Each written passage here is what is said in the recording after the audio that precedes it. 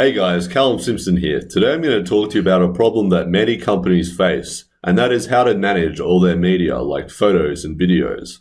For your information, here at SSW we have something like 40,000 pictures covering a range of different topics, people and locations. Now, one of the obvious biggest problems with using such a large catalogue of images is finding and using the perfect, relevant and related image out of that immense catalog for things like a social media post. So we landed on Google Photos, and today I want to share with you why we chose Google Photos, why I think it's awesome, and what benefits you will get that I don't think any other photo cloud backup is going to provide. So let's just dive on into it. Up here on my screen, you can see I'm on photos.google.com. We've got all our most recent photos here from my user group, which you might recognize. And you can see if I scroll my mouse on this timeline here, we have a lot of photos covering a lot of time. I'll just give that a minute to load. Here we have November 2016. We can go back to October 2013. There we go. And we can even go all the way back to the year 2000. Very interesting. So, jumping back to the present day, you'll notice up here we've got the slides, like I mentioned, from my user group, and they've actually already been tagged and backed up in Google Photos. So you can see, for example, if I type in Tesla to the search bar, we can actually see that it's picked up the Tesla image from my slides, which is pretty cool. And we know David is very industrious, but he definitely hasn't been up all night tagging photos for the video I'm making right now. It's actually all done automatically. And this even works for people too. You only need to tag a person once or twice manually, and after that, it's going to recognize all the photos of that person.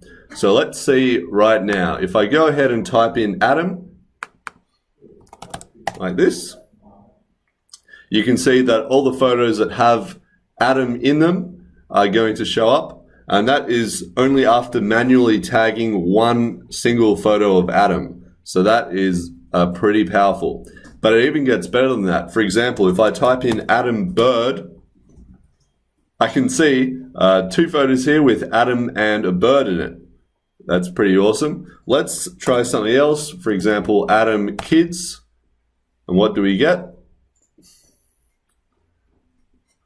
Loading, here we go. So we've got photos of Adam with kids. Now, hang on, what's this one here? Why has this been matched to my search term Adam Kids? I don't see Adam in here. I can see a kid. Let me zoom in.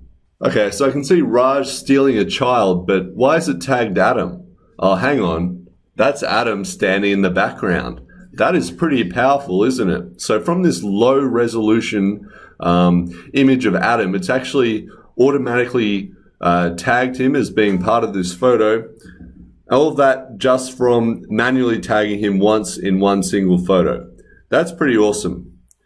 So yeah, that's how cool Google Photos is, but I know what you're thinking now is, how are we going to use this in SSW? So we have two main uses for the photos. Firstly, it's going to be used internally by the social media manager to create cool social media posts. And secondly, it's to show off how cool we are on our SSW people pages.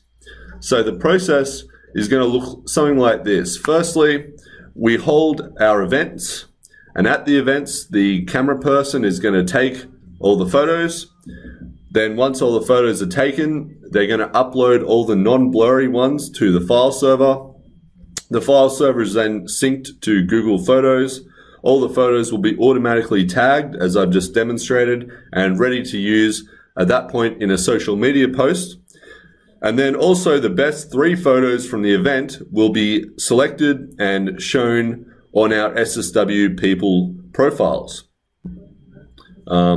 So the way we facilitate that is we create this thing called an album in Google Photos. Here I've got one for myself called Callum Simpson Public, and it just has the 3 best photos from my user group last night, and it also has some other photos of me. So these photos are going to be added to my SSW people page. It's not visible yet, but just pretend it is. And that in turn is going to encourage more people to come to our events, which is going to get us even more awesome photos.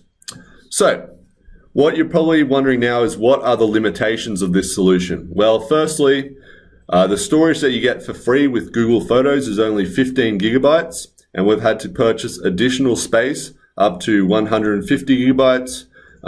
There isn't really a business solution available for Google Photos, so all of this storage space is only associated to one single Google account. And we can't really just let anyone log into the account and do whatever they want, because it does have sensitive credit card details and stuff like that associated with it, and there's no way to tell who is making what change at any time. So we can't really just let anyone sign in. We need a bit of accountability.